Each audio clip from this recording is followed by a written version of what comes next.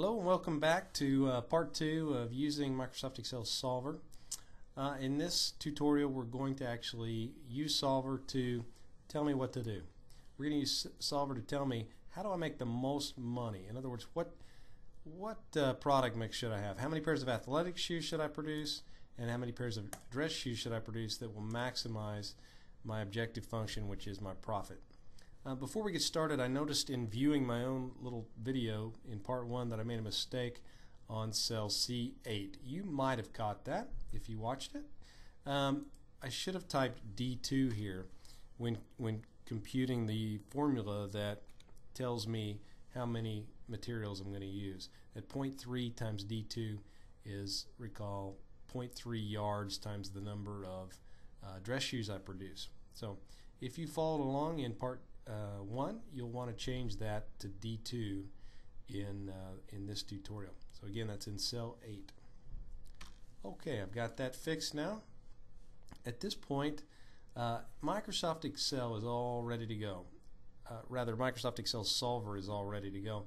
You may or may not have Solver already installed on your system.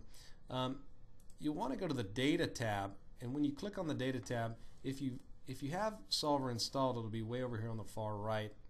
But more than likely than not, you don't have it there. So what you're going to need to do is go to the upper left-hand corner. You're going to click on the Office icon. Once you do that, you're going to come down here to Excel Options. And once you do that, you're going to click on Add-ins. Come down here to the bottom, and you should see Manage Excel Add-ins. And you're going to click Go. And you'll get this dialog box here. You want to make sure that Solver add-in is checked. If it's not, obviously put a check mark there by clicking on it and then click OK.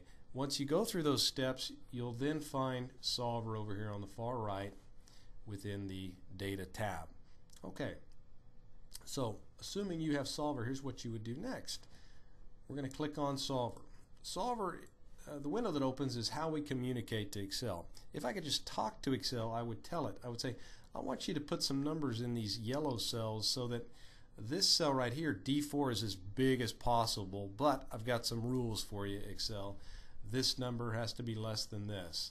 This has to be less than this. Cell C9 has to be more than cell D9, and cell C10 has to be less than cell D10. Well, obviously we can't talk to Microsoft Excel, but we can use this window to say the same thing. The first piece of information it's asking me for is my target cell. The target cell. Target's another word for goal or objective. The target cell is my objective function. Now I can type D4 into that field, but it's a lot easier just to click cell D4 and Microsoft Excel automatically dumps that cell reference in there. I am wanting to maximize this. I'm wanting to make this as big as possible. We sometimes have linear programming problems that ask us to minimize, for example, cost. So we do want to maximize the number that winds up in cell D4. The next thing it's going to ask me for, it's going to ask me for my decision variables. It's asking me what cells can I change or manipulate. So again, I could type D1 colon D2, and I'm entering that range of cells that can be changed. It's just as easy though to highlight the range of cells you want, and they will appear here. Again, the dollar signs just make sure those are absolute cell references. Okay, so far I've told Microsoft Excel that to change these cells in order to make this cell as big as possible.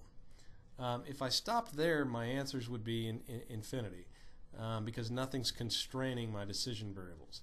So what I've got to do next is I've got to add some constraints. And we've set this up in such a way that adding constraints is now going to be real easy. I'm going to come down here, I'm going to hit Add, and it's going to give me this dialog box. And I'm just going to say that this cell, and I'm just clicking on the cells, you could also type the cell reference, C7 must be less than or equal to. You could type the number 240 in here, but I'm just going to reference cell D7. So I've just told Excel that C7's got to be less than or equal to D7. Notice I have other options here. The default is less than or equal to. And I'm going to add that. If I click OK, it takes me back to the the previous menu. I'm going to click Add, and it'll bring me another opportunity to enter another constraint. The next constraint I'm going to enter is the materials constraint. I'm going to click on cell C8, which recall C8 represents the amount of materials I'm going to use. And I say the amount of materials I'm going to use has to be less than or equal to D8, which is the amount of materials I have.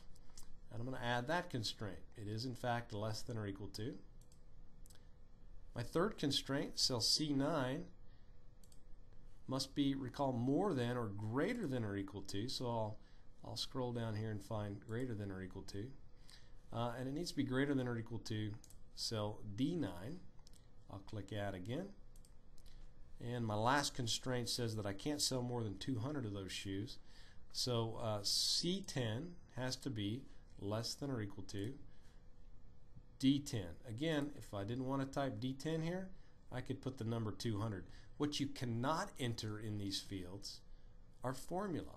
So if you have a formula, as we had in cells C7 and C8, then you have only one choice. You put the formula in the cell in the spreadsheet, and then you reference that cell in these fields here.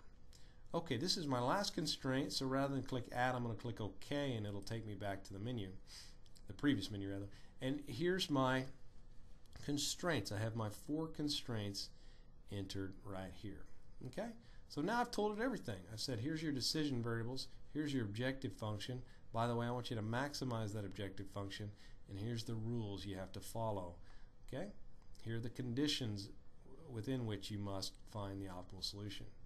We need to do one more thing. We need to come over here to options, and we need to tell this tell Excel that this is a linear model, meaning in my constraints and in my objective function I have only linear equations. I'm not taking something to the third power. I'm not multiplying a decision variable by another decision variable. And I also need to tell it to assume non-negative. Now, assume non-negative tells Microsoft Excel that my decision variable values must be 0 or greater. I can't have a negative value for A or for D. And that seems obvious, but Excel doesn't speak obvious. If you think about it, mathematically, Solver could interpret a negative value for a decision variable as an opportunity to add labor resources or add materials. By producing negative athletic shoes, I can generate materials or labor. Well, that's nonsense, of course. So we have to tell Microsoft Excel that A and D, my decision variable values, must be non-negative. Okay? You just select those two, click OK. You're ready to go at this point. At this point, you just hit Solve, and it's going to tell me what to produce in order to optimize my profits. I hit Solve, and there I have it. It says produce 480 pairs of athletic shoes. As some of you probably guessed, I probably need to guess or produce 480 pairs of athletic shoes, but I doubt it. Now, the objective function, I'm going to make $4,800.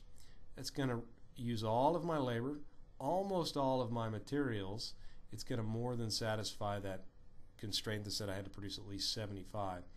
And I'm not even worried about my limitations on demand because I'm not going to produce any dress shoes. So there's my solution. I know what to do, and Excel told me in about 2 seconds.